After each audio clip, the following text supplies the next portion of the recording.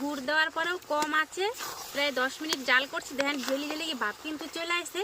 আর এই যে মাঝে মাঝে আমের যে গুটি গুটি রয়েছে না, এটা কিন্তু খাওয়ার সময় মুখে পড়লে দারুণ লাগবে।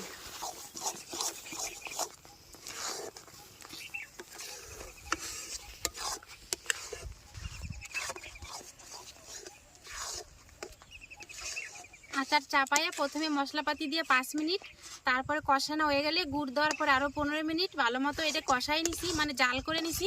এখন আমার জেলি আচার পুরোপুরি রেডি হয়ে গেছে। এবার আমি দিয়ে দেবো সে গুঁড়া করে রাখা ভাজা মশলাটা।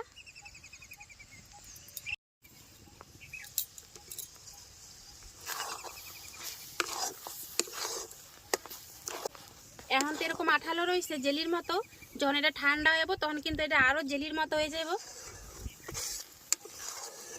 বেশ হয়ে গেছে আমার কাঁচা আমের জেলি আচার। এবার নামাই হেলামু।